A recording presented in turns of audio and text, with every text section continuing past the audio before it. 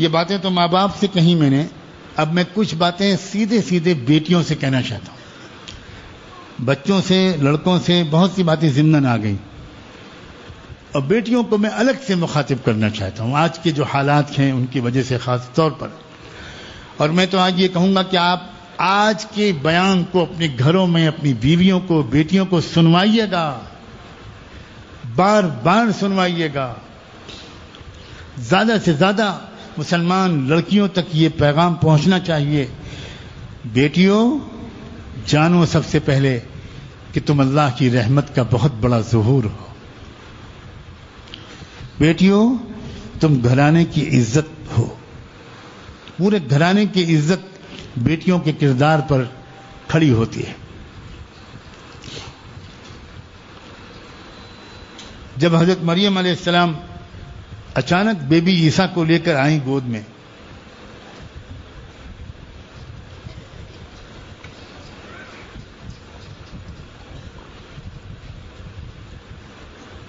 حضرت مریم کی شادی نہیں ہوئی تھی اور بچہ لے کر آئیں، تو ان کی قوم نے کیا کہا تھا ان سے؟ یا اخت ہارون ما كان ابوك امرأ سوء وما كانت امك بغيا. اے ہارون کی بہن، نہ تو تمہارا باپ بدچلن تھا، بد کردار تھا، اور نہ تمہاری ماں بدچلن تھی. یہ تم کیا کر کے لائی ہو؟ ان کے خیال میں غلطی اگر ہوئی تھی تو مریم سے ہوئی تھی، مگر ذکر کس کا ہو رہا ہے؟ ماں باپ کا. اس کا مطلب یہ ہوا کہ بیٹیوں کی غلطیوں کی وجہ سے ماں باپ کی عزت بدنام ہوتی. بچیوں، اپنے جذبہ محبت کو صحیح سمت عطا کرو.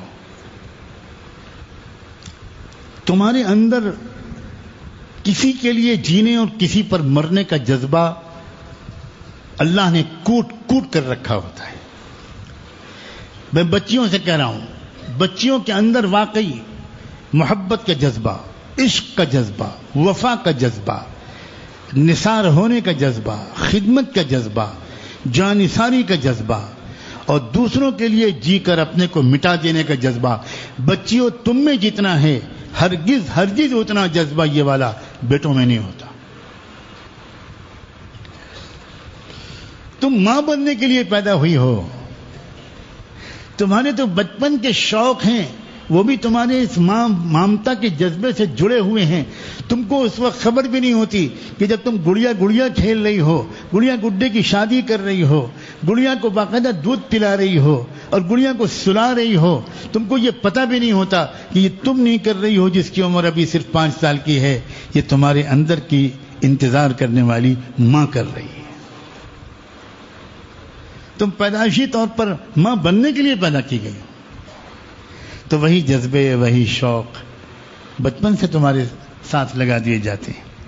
پھر ماں کی شکل میں تم اپنے لیے نہیں جیتی، اپنی اولاد کے لیے جیتے ہو. جس دن سے ماں بنتی ہے لڑکی، اللہ اللہ، لڑکی اپنے لیے جینا چھوڑ کر اپنے بچوں کے لیے جینا شروع کر دیتی ہے. تم بیوی جس دن سے بنتی ہو، تم اپنے لیے جینے کے بجائے اپنے شوہر کے لیے جینا شروع کر دیتی ہو. تم اس کے چہرے کو دیکھتی ہو، وہ خوش ہے تو تم خوش ہو، اس کے چہرے پہ تناؤ ہے تو تم بالکل خوش نہیں رہ سکتی. عجیب مخلوق ہو میری بیٹیاں، تم عجیب و غریب مخلوق ہو. اگر مرد تمہاری قدر نہیں کر رہے، نہ کریں، تم اپنی قدر خود تو کرو، تم اپنے کو خود تو پہچانو.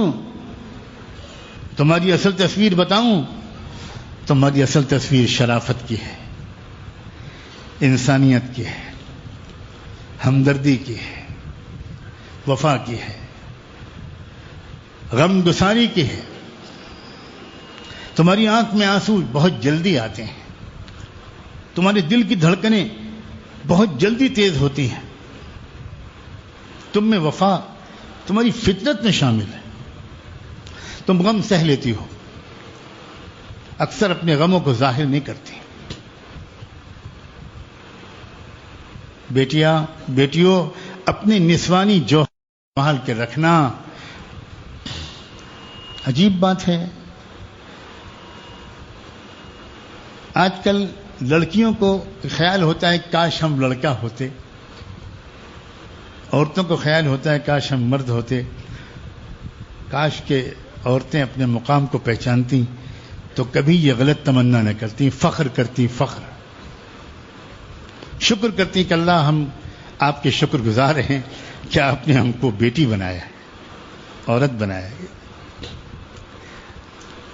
ایک بار رحمت دو عالم صلی اللہ علیہ وآلہ وسلم اپنے صحابہ کے ساتھ بیٹھے ہوئے تھے. آپ نے پوچھا کہ سب سے اچھی عورت کون ہے؟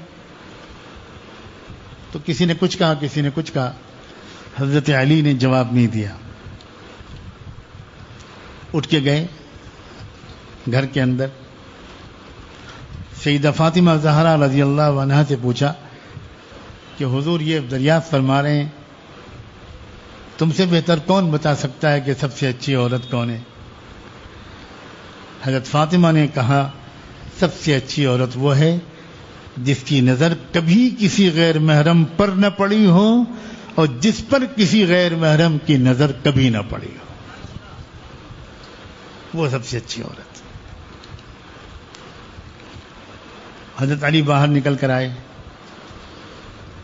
اور حضور سے آ کر عرض کیا کہ حضرت آپ نے پوچھا تھا میں جواب دوں؟ ہاں بولو. سب سے اچھی عورت وہ ہے جس کی نظر کبھی غیر محرم پر نہ پڑی ہو اور جس پر کبھی کسی غیر محرم کی نظر نہ پڑی ہو. حضور نے فرمایا جواب کس نے سکھایا ہے تم کو؟ کس نے بتایا؟ حضرت علی نے کہا کہ میں گیا تھا گھر میں فاطمہ سے پوچھ کر آیا ہوں. خوش ہو گئے فاطمہ کے باپ حضور اکرم صلی اللہ علیہ وسلم کہ میری تربیت کام آئی، میرا خون رنگ لایا. حضور نے فرمایا فاطمہ تو بضعۃ منی، فاطمہ میرے بدن کا ٹکڑا ہے. وہ وہی جواب دے گی جو میں دیتا. بچیوں کبھی اپنے ماں باپ کے اعتماد کو ٹھیس مت پہنچانا.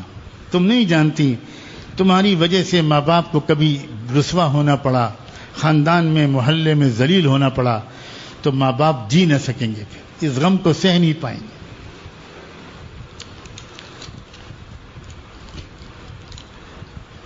بچیوں اپنی ماں کی عظمت کو پہچانو. بچیوں اپنی ماں کو زندگی میں پہچانو. مرنے کے بعد صرف ان کے انتقال کے بعد آنسو بہانے سے کام نہیں چلے گا. قدر کرو، محبت سے دیکھو، کام میں ہاتھ بٹاؤ، خدمت کرو.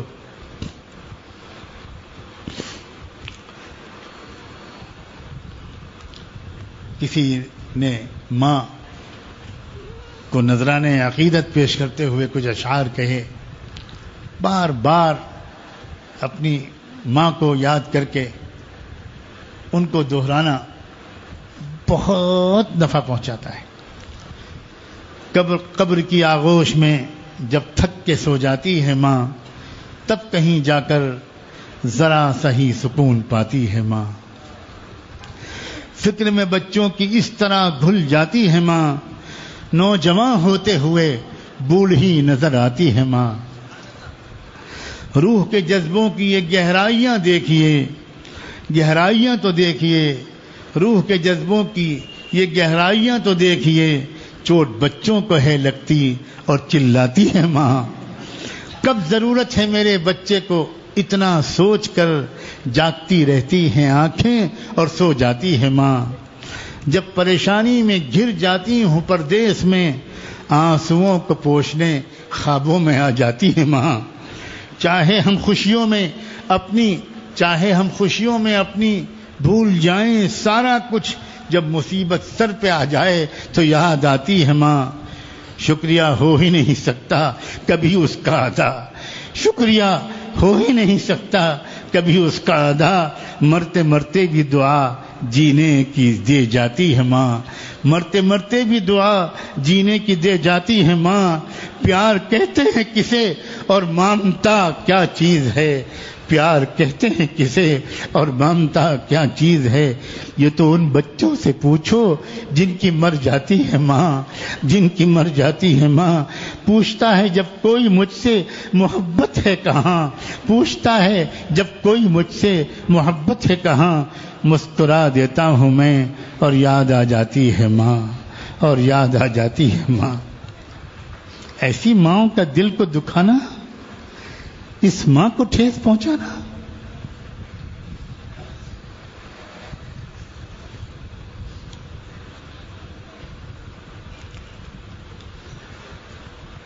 بچیوں عزت ایسی چیز ہے جو جانے کے بعد کبھی واپس نہیں آتی۔ اپنی عزت پہ دھبا مت لگنے دینا، اپنے ماں باپ کی عزت پہ دھبا مت لگنے دینا۔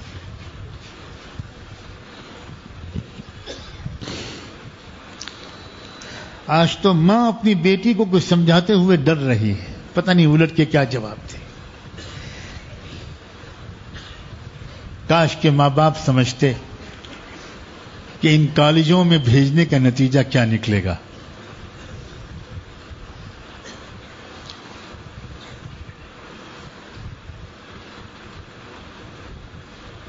کیا یہ بتانے کی ضرورت ہے کہ آج کالجوں کا ماحول بہت خراب ہے اور آنے والی وہاں کی لڑکیاں اکثر و بیشتر صحیح راستے پر نہیں ہیں؟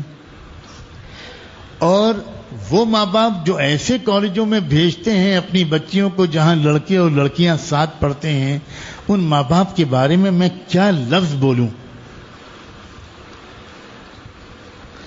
آپ اپنے بچوں کو ہاتھ پیر باندھ کر سمندر میں پھینک رہے ہیں اور ساتھ میں بچوں سے یہ بھی کہہ رہے ہیں کہ دیکھو بھیگنا مت۔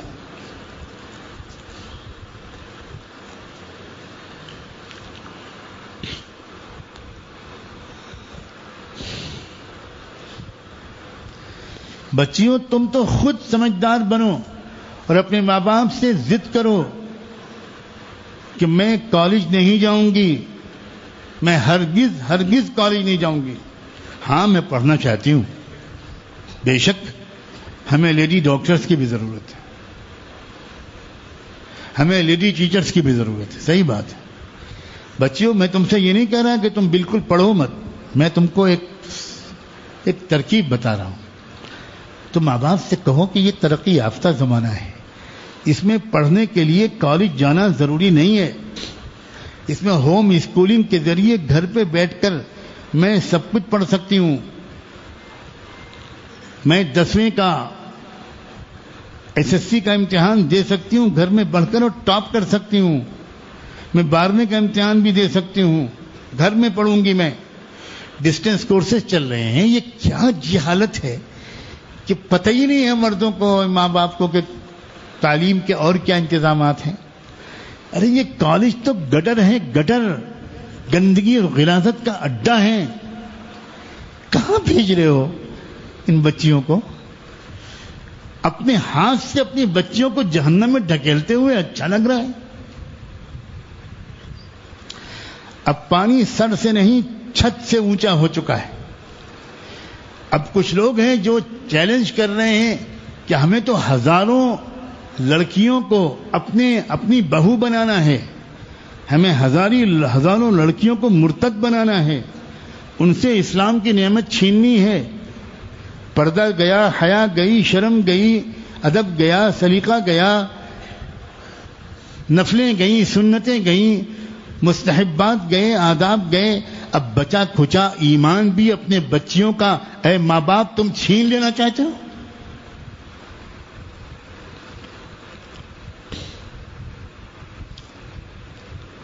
اپنے گھروں میں بچیوں کو پڑھواؤ۔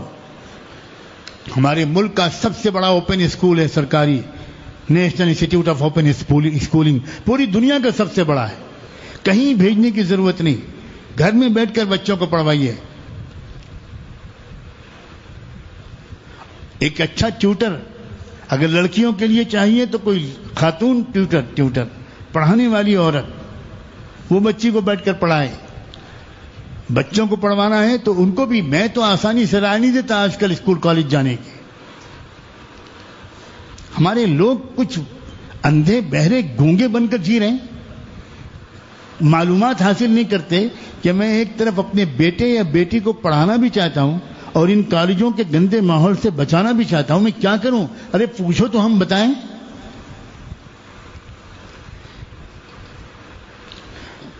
سینکڑوں سمجھدار گھرانوں کے بچے کبھی اسکول کالج میں قدم نہیں رکھتے. پرائمری اسکول پڑھ لیا, 5واں کلاس پاس کر لیا, گھر پہ بیٹھو. اس کے بعد ڈسٹینس لرننگ ہوگی, اوپن اسکولنگ ہوگی, تم کیمبرج اسکول کے کورس کراؤ, تو امریکن اوپن اسکولوں کے کورس کراؤ, تم یو کے اسکولوں کے کورس کراؤ, سب اویلیبل ہیں, آسانی کے ساتھ اویلیبل ہیں. گھر میں بیٹھ کے انٹرنیٹ پر بچہ پڑھے گا تمہارا. کتنے ایسی ویب سائٹس ہیں جس میں ایجوکیشنل کورسز کرائے جا رہے ہیں فری آف کاسٹ, بالکل فری. میتھمیٹکس پڑھائی جا رہی, کیمسٹری پڑھائی جا رہی, بایولوجی پڑھائی جا رہی, سائنس پڑھائی جا رہی, انگلش لینگویج, ہسٹری, جیوگرافی پڑھائی جا رہی. ایک پیسہ فیس نہیں لیتے. ایسے امکانات موجود ہیں. مگر احمق, میں کیا سخت لفظ نہیں بولنا چاہتا, جہالت کی انتہا ہے. کوئی پوچھتا ہی نہیں, کوئی جانکاروں سے پتہ حاصل نہیں کرتا. اور میں یہاں تک کہنے کو تیار ہوں کہ اپنے بچوں اور بچیوں کو جاہل رکھنا بہتر ہے. قسم کھا کے کہتا ہوں رب کعبہ کی, اپنے بچوں اور بچیوں کو جاہل رکھنا بہتر ہے ان کالجوں میں بھیجنے سے کے مقابلے میں. اور یہ میں نہیں کہہ رہا ہوں, سنو, سر سید مرحوم جو سب سے بڑے ملک میں داعی تھے ماڈرن ایجوکیشن کے, کیا لکھتے ہیں اپنی کتاب اسباب بغاوت ہند؟ انہوں نے انگریز حکومت کی شکایت کرتے ہوئے لکھا تھا کہ مسلمانوں نے آپ کے خلاف بغاوت کیوں کی؟ اس لیے کی کہ آپ نے لڑکیوں کے ایسے اسکول قائم کیے جن کے ناگوار طرز نے یہ یقین دلا دیا کہ عورتوں کو بدچلن اور بے پردہ کرنے کے لیے یہ طریقہ آپ نے نکالا ہے. میں عالم اور مولویوں کا قول نقل نہیں کر رہا ہوں, سر سید جی لکھ کے گئے ہیں. صوبہ بنگال کے پرائم منسٹر تھے, وزیر اعظم تھے, آنریبل مسٹر فضل حق. اس زمانے کے صوبے کے وزیر اعلیٰ کو چیف منسٹر نہیں کہا جاتا تھا, پرائم منسٹر کہا جاتا تھا. تو بنگال کے غیر منقسم بنگال کے وزیر اعظم تھے مسٹر فضل حق. انہوں نے آل انڈیا مسلم ایجوکیشنل کانفرنس کی جو پٹنہ میں ہوئی تھی 1938 میں, اس کی صدارت کرتے ہوئے بہت عجیب و غریب بات کہی تھی. انہوں نے کہا تھا کہ جس قسم کی تعلیم کالج اور اسکولوں میں ان کو دی گئی ہے, دراصل اس نے ان کو دنیا کا نہ رکھا ہے نہ دین کا. اگر ایک مسلمان بچے نے اونچی سے اونچی تعلیم کی ڈگری حاصل کر بھی لی, لیکن اس کوشش میں مذہب کا دامن اس کے ہاتھ سے چھوٹ گیا, تو اس کا ڈگریاں حاصل کرنا قوم کے لیے کیا مفید ہو سکتا ہے؟ یہ مولانا مفتی لوگ نہیں کہہ رہے ہیں.